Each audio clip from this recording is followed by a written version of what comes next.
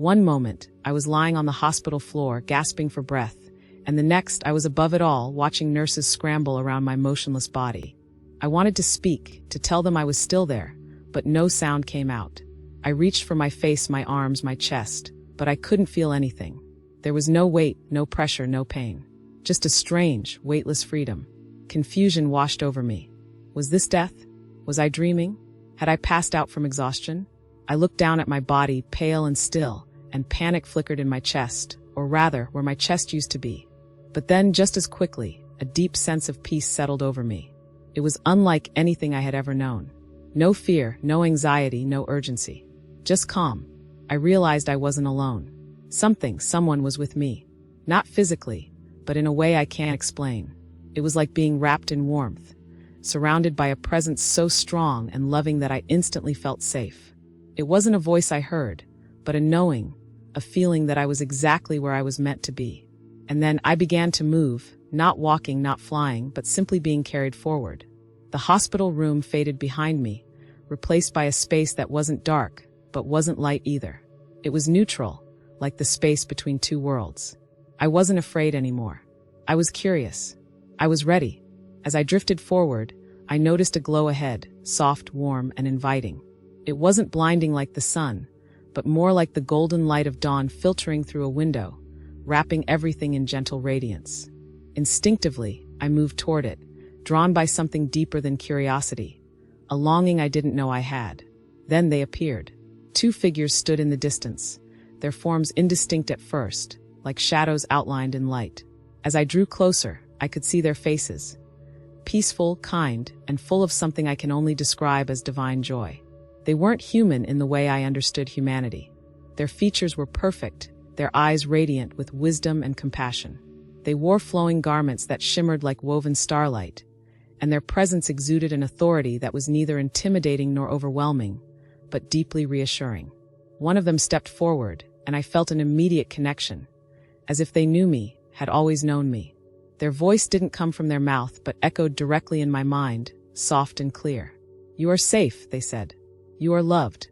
A wave of emotion surged through me. Relief, gratitude, awe. These beings weren't strangers.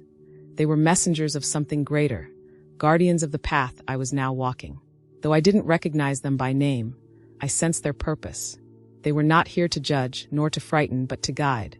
I wanted to ask questions. Who were they? Where was I going? Why was I allowed to return? But before I could form the words, they gestured for me to follow. Without hesitation, I obeyed. As I followed the radiant beings, the space around me began to shift. It was no longer the neutral void I had first encountered, but something more defined, like stepping into a vast landscape shaped by thoughts and emotions. The air shimmered with energy, and the very fabric of this realm seemed alive, responding to my presence. I could feel the weight of choices, the echoes of lives lived, lingering in the atmosphere like whispers on the wind. We moved forward, gliding rather than walking, passing through layers of existence that felt both foreign and strangely familiar.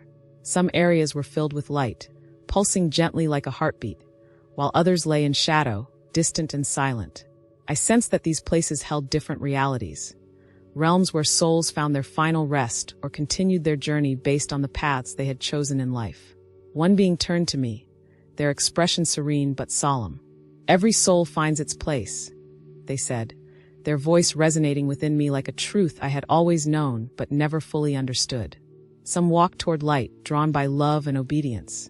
Others drift into darkness, weighed down by choices that separate them from the source of all life. Their words stirred something deep within me. I thought of people I had known, those who had lived with kindness and faith, and others who had walked away from goodness, consumed by bitterness or selfishness. In that moment, I understood. This place was not random.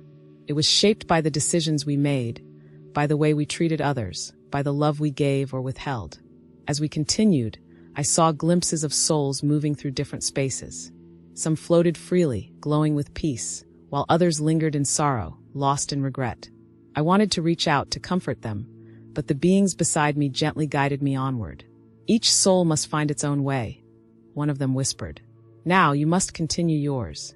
With that, we pressed forward, leaving behind the echoes of past lives and stepping into something greater.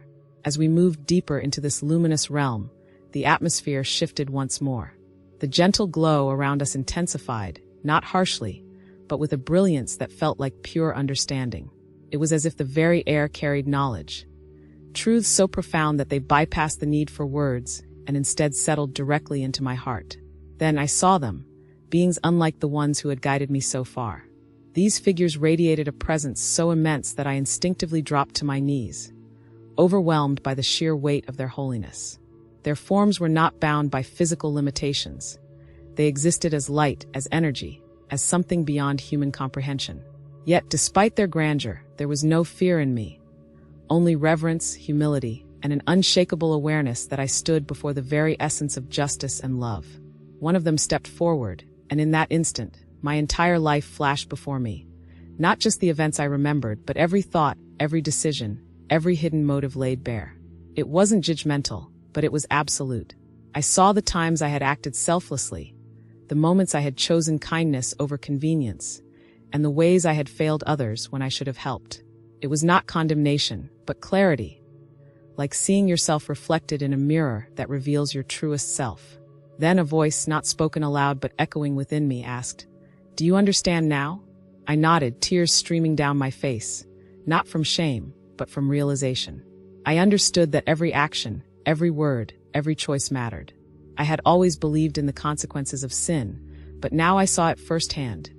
Not as punishment, but as separation. Those who chose to live apart from love, from truth, from the divine will, found themselves drifting further and further away. Not because they were forced, but because they had willed it so. The being extended a hand, and I felt warmth unlike anything I had ever known.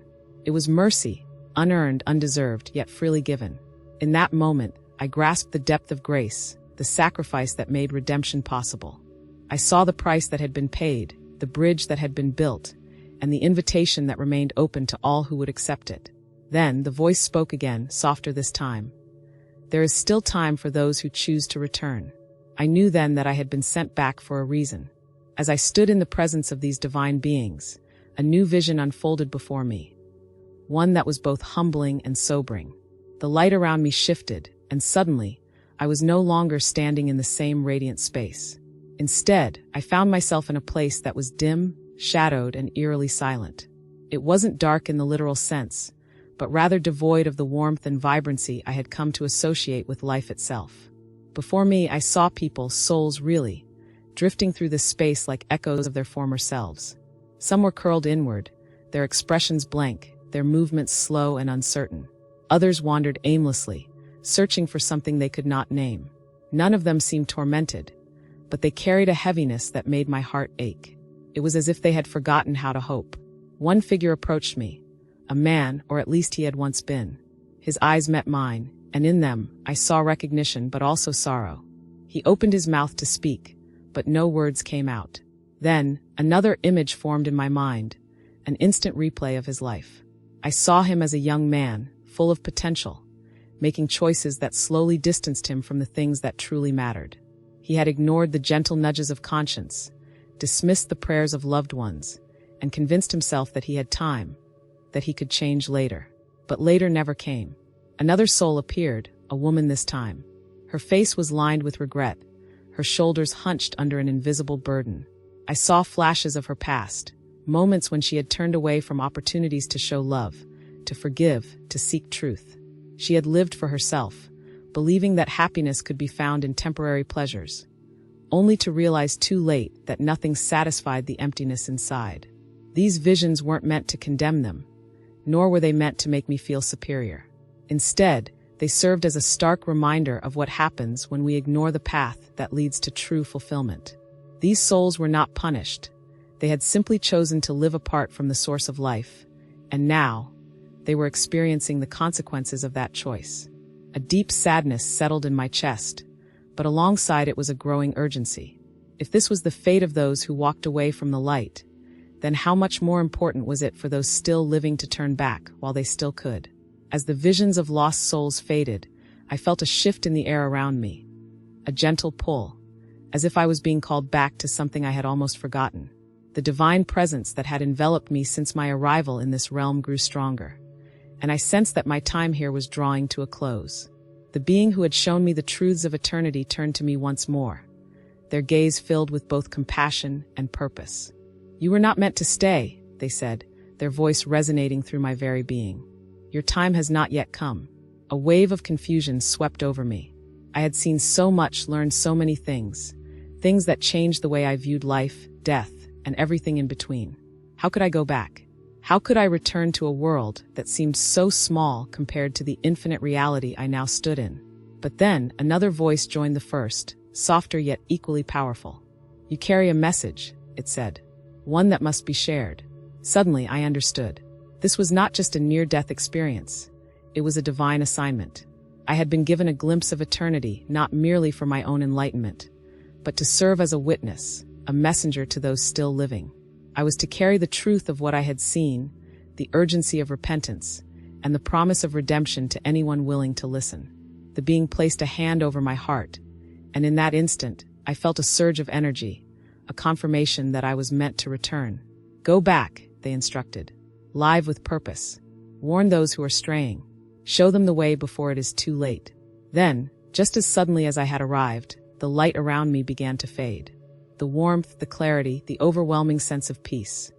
All of it was slipping away, replaced by a familiar pull, a tether drawing me back to the world I had left behind. The pull was irresistible, like a current dragging me backward through time and space. The warmth of the divine presence faded, replaced by a sudden, jarring cold. I could feel myself falling, not physically, but spiritually, rushing toward something unseen. Then, with a force that shook my very being, I collided with my body. I understand now that my life is not my own. Every step I take, every word I speak, every action I choose carries weight beyond what I can see. I am not here merely to exist. I am here to point others toward the truth I have witnessed, to remind them that eternity is real, that God's love is relentless, and that redemption is still available to all who seek it. This is not just my story. It is a warning, a calling, and a promise, and I will continue to share it. For as long as I have breath, I will testify to the power of God's grace and the urgency of turning back to Him before it is too late. Time is running out, not just for me, but for everyone. Every breath we take brings us closer to the moment when our earthly journey ends and eternity begins. And when that moment comes, there will be no second chances, no delays, no excuses. The choices we make now, how we live, how we love, how we respond to the truth, will determine where we spend forever. That is why I urge you from the depths of my soul to examine your heart today.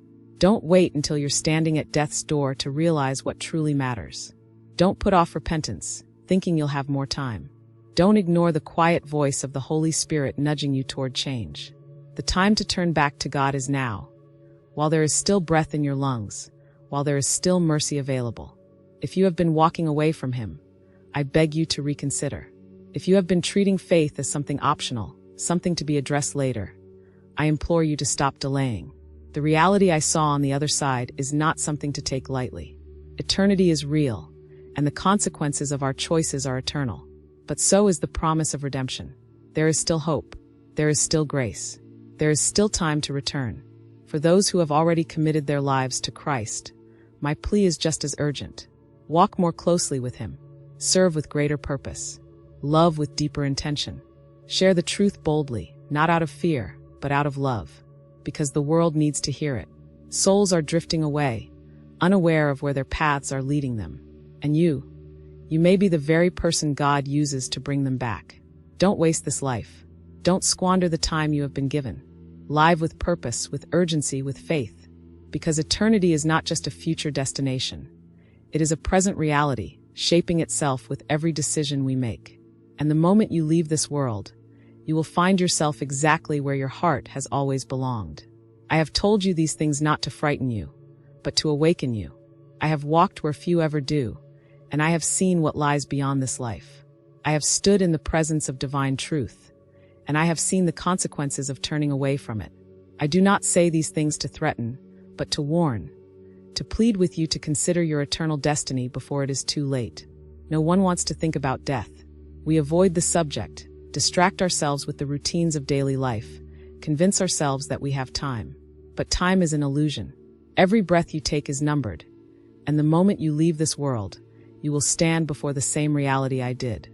There will be no hiding, no pretending, no last-minute bargains. You will be exactly who you have chosen to be. But there is still hope. There is still grace. There is still time to return. If you have never truly given your life to God, if you have been living as though eternity does not exist, I invite you now to change. Turn away from the things that separate you from Him. Surrender your fears, your pride, your doubts, and receive the love that has been offered to you at the highest cost. Let go of the lie that you can fix yourself, that you can earn your way, that you are beyond redemption. You are not. God's mercy is greater than your mistakes. His love is deeper than your failures.